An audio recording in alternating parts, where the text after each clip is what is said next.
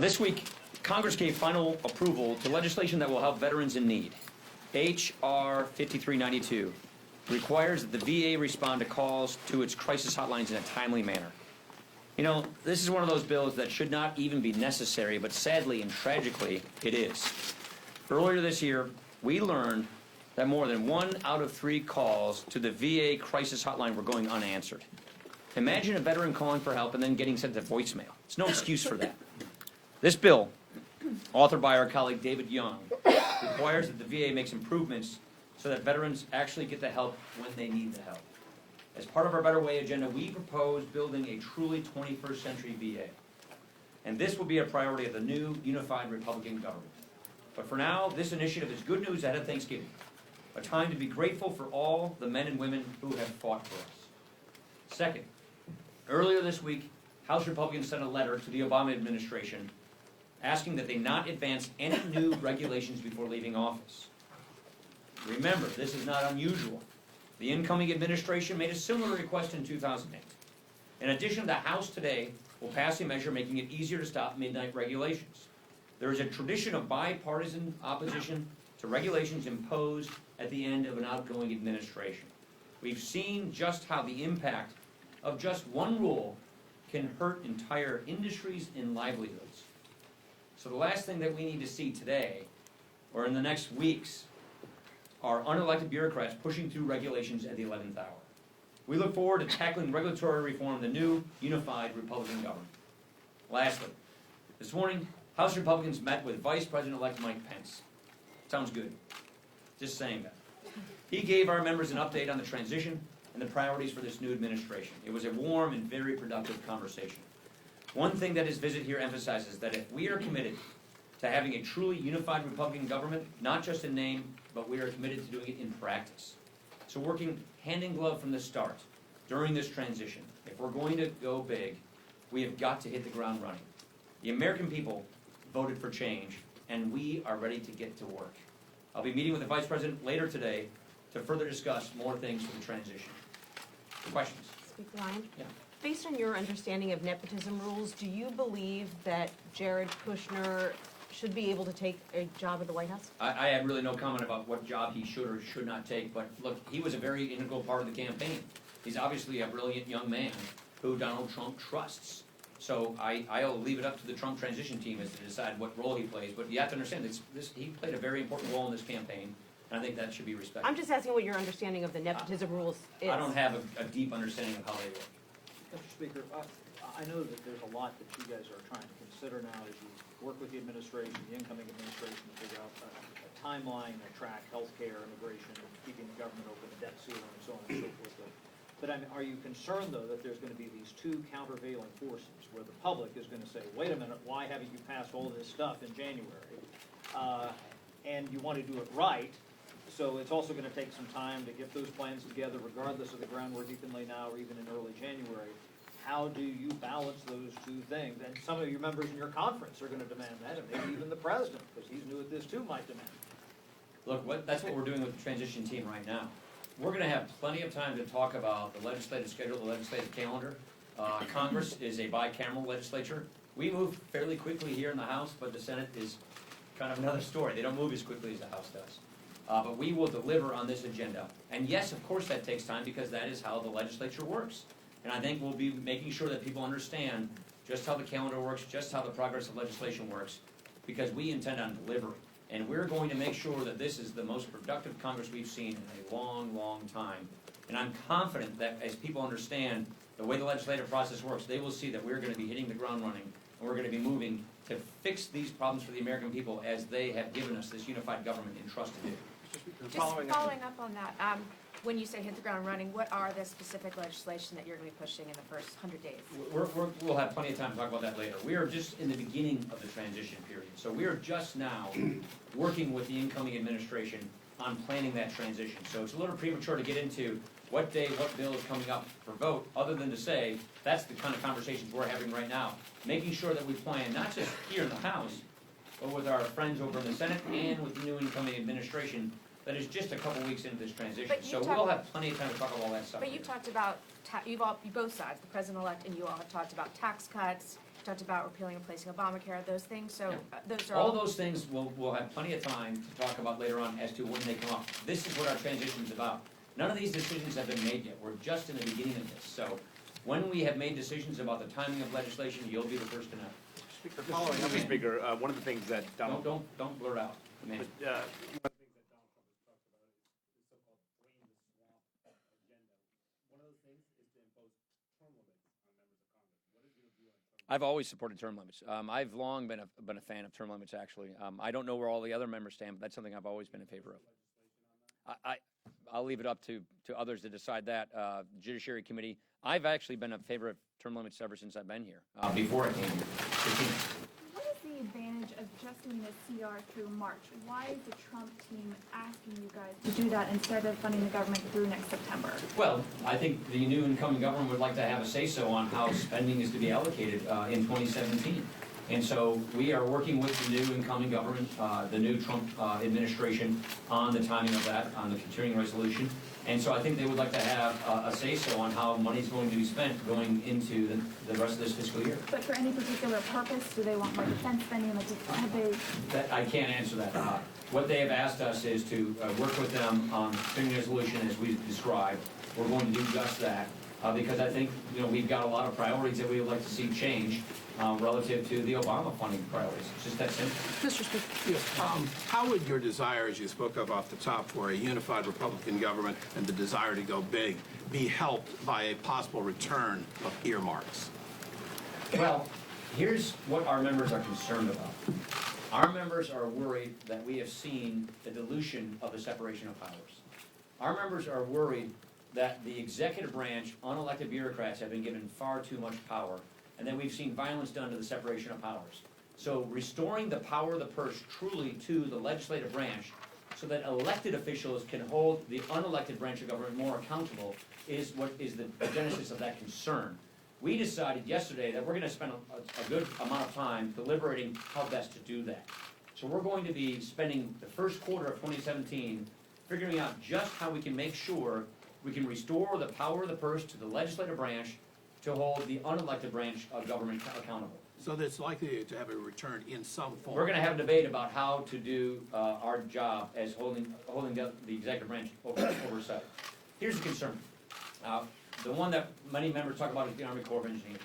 The Army Corps of Engineers is run by unelected people that do not necessarily reflect the will and the sentiments of the elected branch of government. So we want to make sure that in this opportunity we have with unified Republican government, we're restoring the Constitution, we're restoring the separation of powers, we're restoring accountability to the federal government. When we say drain the swamp, that means stop giving all this power to unelected people to micromanage our society, our economy, and our lives, and restore the Constitution. That's what this debate is about. Mr. Speaker. Mr. Speaker, can you sort of just lay out your big picture thinking on the fiscal implications of the Trump House Republican agenda? How do you secure the border, increase defense spending, increase infrastructure spending, and do tax reform in a fiscally responsible manner without increasing the debt and deficit? Well, a couple things. You need to hold down spending in the critical areas where it's growing so fast, and you need to grow the economy. Let's not forget that we have been in a slow growth economy for far, far too long. We're just limping along, I would argue, not even close to our potential. So what we want to do coming out of the gates is get this economy growing. Releasing the regulatory chokehold that is on the U.S. economy is one of the first things we can do to help get this economy growing. Comprehensive tax reform is one of the things we can do to get this economy growing. Faster economic growth means more GDP, more wages, more jobs, more revenue. But we also have to deal with the drivers of our debt. Don't forget that Obamacare rewrote 3 entitlement programs. The 3 entitlement programs that are the primary drivers of our debt. So when we replace Obamacare, a law that is collapsing under its own weight, this is a law where people are getting hit consistently year after year with double-digit premium increases. This is a law that is rising the deductibles so high that families don't even feel like they have health insurance because their deductibles are so high. This is a law where, according to Kaiser, if I'm not mistaken, 31% of the counties in America have one choice of a plan. That's not a choice, that's a monopoly. So this law is failing, it is not working. Oh, don't forget the fact that this law It rewrote Medicaid and Medicare. This law has done great damage to Medicare, the IPAP, I can go on and on. So we've got to replace this law with one that works, with one that works for the American people, with one that gives people more choices, that has more competition, that has a patient-centered system so that we can lower prices and get better healthcare value for our dollar. You do that, you fix the healthcare problem, you are dramatically fixing the fiscal health of this country. So those are among the things that we have to do if we're going to truly nurse ourselves back to fiscal health and better management, economic growth, and fix and replace this broken Obamacare law. Would you look at premium support for Medicare or block granting Medicaid as part of? We'll get into all this stuff down the road when we're doing our replacement plan. It took 3 years to get from the passage of the Affordable Care Act to the implementation of the exchanges. How early can these people who are seeing these huge premium spikes expect through executive or legislative action? It's a great question. That's one that we're going to be dealing with all year long. It's too early to have to know the answer to how fast can Obamacare relief occur. What we're focused on is how we get Obamacare repealed and what we replace it with so that we can get that relief to the American families as fast as possible. That's something we're going to be discussing all along. That's one of the big topics of our transition. Last question. Yeah. Hi, thank you very much. President-elect Trump promised to, quote, defund Planned Parenthood as long as they continue to perform abortions. Will the Republican House pass legislation that prohibits any federal funds from going to any Planned Parenthood affiliate until Planned Parenthood stops doing abortions? We've already shown what we believe with respect to funding Planned Parenthood. We put a bill on President Obama's desk in reconciliation. Our position has not changed. Thank you.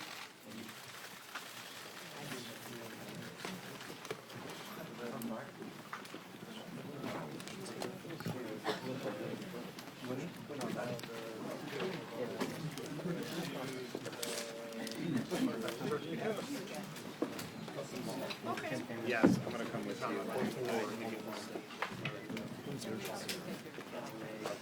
This is.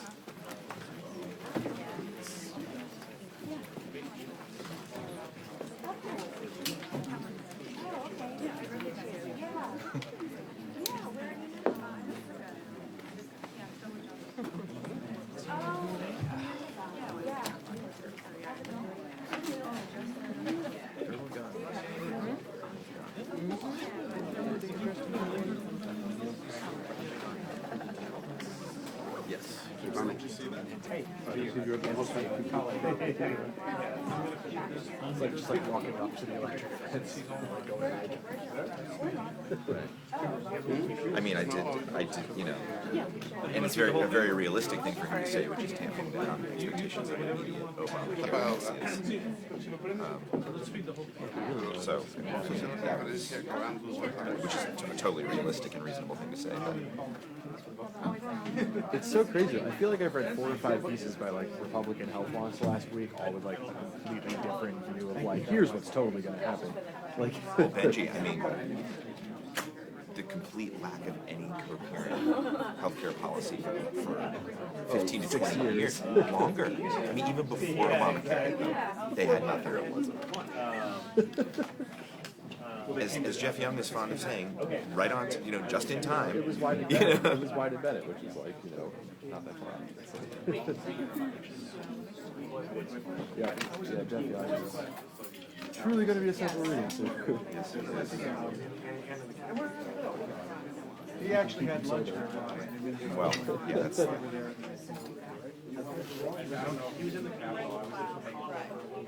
I actually got. He was out on that balcony.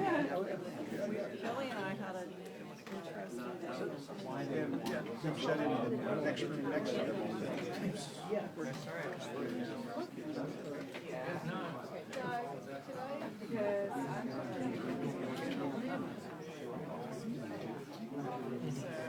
There's like.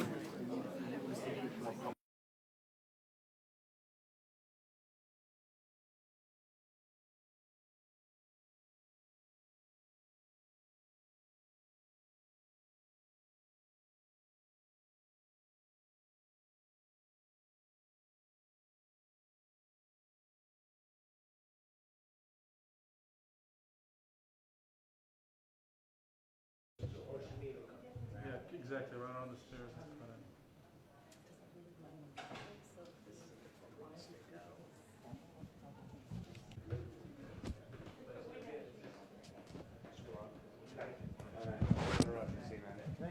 real quick. We're doing a story kind of way forward now for Democrats.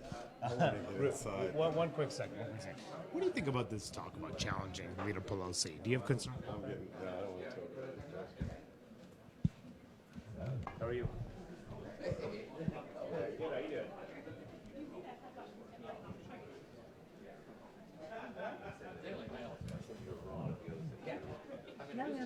Leader Pelosi, are you concerned at all about a possible challenge to your leadership?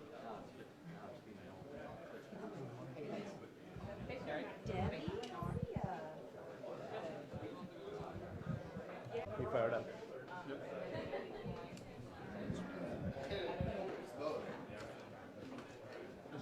Hey, Monterey CNN. How are you?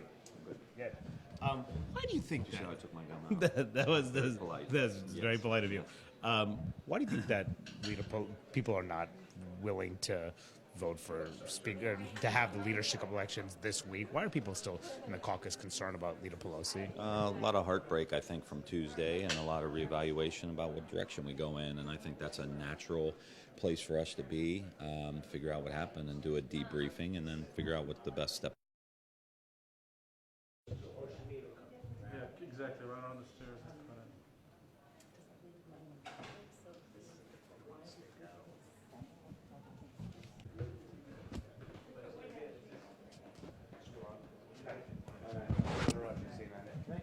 Real quick, we're doing a story kind of way forward now for Democrats. One quick second. What do you think about this talk about challenging Leader Pelosi? Do you have concern? I don't want to talk about it. How are you?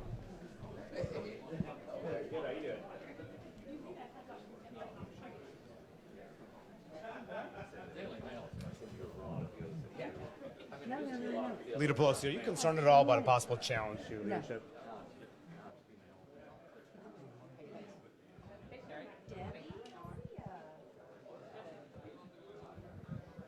You fired up.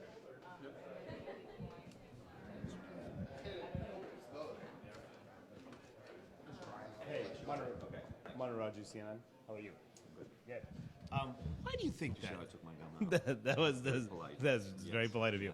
Why do you think that people are not willing to vote for speaker to have the leadership elections this week? Why are people still in the caucus concerned about Leader Pelosi? A lot of heartbreak, I think, from Tuesday, and a lot of reevaluation about what direction we go in. And I think that's a natural place for us to be, figure out what happened and do a debriefing, and then figure out what the best step forward is. I mean, what's holding you back from making a decision on whether to run? Well, we're going to have a few more conversations, and we should know something, I would say today. You'll make a decision today. I would think somebody's got to make a decision today. Yeah. What do you mean by somebody? Well, there's other people. I would be in that group. Yeah. And are you getting a lot of encouragement to run against her? I think there's a lot of support for going in a different direction. I really do. And we'll make a final decision today.